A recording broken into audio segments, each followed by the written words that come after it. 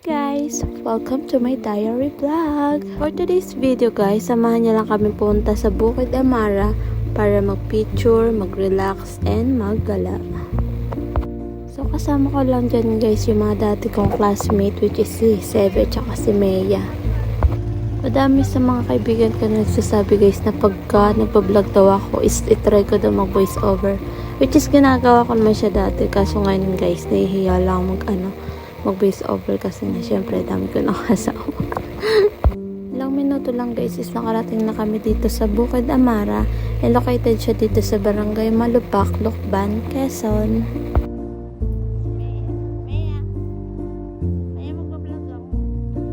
Sa labas pa lang guys is na-wonder na talaga ako kasi ang gaan at saka ang welcoming talaga ng ambience ng lugar na to and first time ko din nakapunta dito guys. Lalo na guys, nung nakapasok na ako, sobrang amaze na amaze talaga ako sa view ng lugar. Tsaka ang daming flowers, may mga animals. And ito yung mga rate nila guys pag pupunta or papasyal kayo dito. Before anything else guys, yan, nag-login muna kami. For tourism purposes lang naman yan. At tsaka nagbayad din kami ng entrance. And good thing guys is may pagkain din silang ina-offer dito pag naisipan yung kumain or nagutom kayo.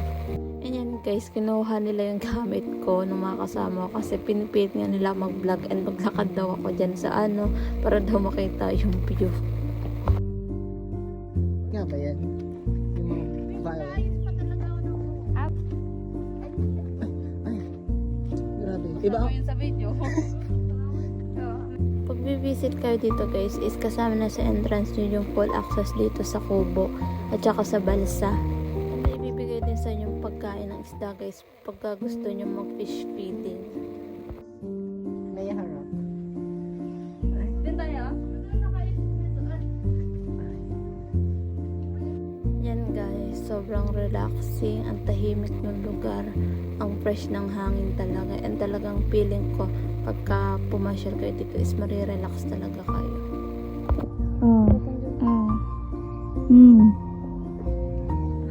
Paghihirap to. Paksuan.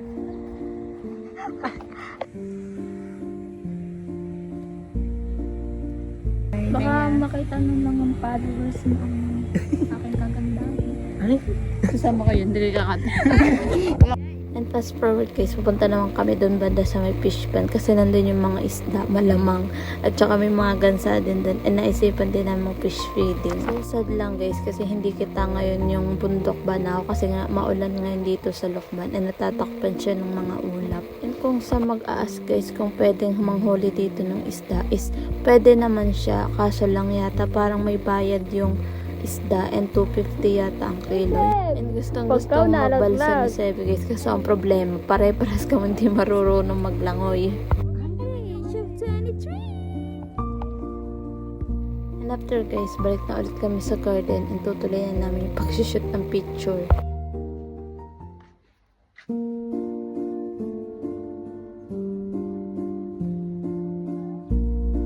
And tignan mo naman guys yung view and talagang kung mahilig kayo sa garden is ma-appreciate nyo itong lugar na to, promise. Kaya, ay ka. Pawonderin na natin.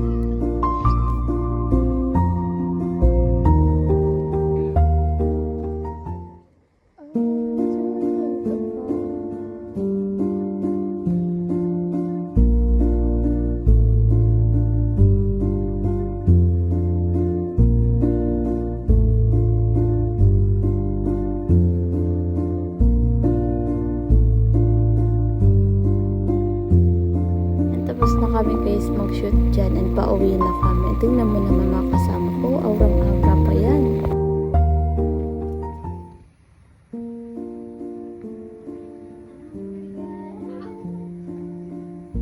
And kung coffee lover kayo guys is may ina-offer din sila dito mga kape. And habang pinagmamasdan nyo yung beauty sa may mga kape, ma-appreciate na talaga lugar na to. The best! And after lang guys is nag-ice cream lang kami ng konti kasi walang budget. but still thankful talaga sa mga nakasama ko to. Promise, sobrang solid na kasama mga to. Walang reklamo kahit anong kaartehan, anong trip ko sa buhay, talagang sinamahan nila ako. And sobrang thank you talaga kay Seb at saka kay Maya. Hinarang pa kami ng mga gansa kasi malapit sila sa entrance yan, kaya hirap na hirap kami lumabas.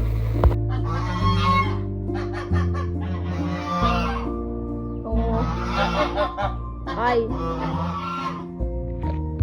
Yes! It's done! Thank you guys! Seb, thank you Seb. May assistants, may director, may anything, may designers, may stylist. Thank you Maya! May photographers. Photographers. May stylist, slash, model, demonstrator. Yan. Kaya, paano tayo uuwi? Paano tayo masok dito? Ito ang reality.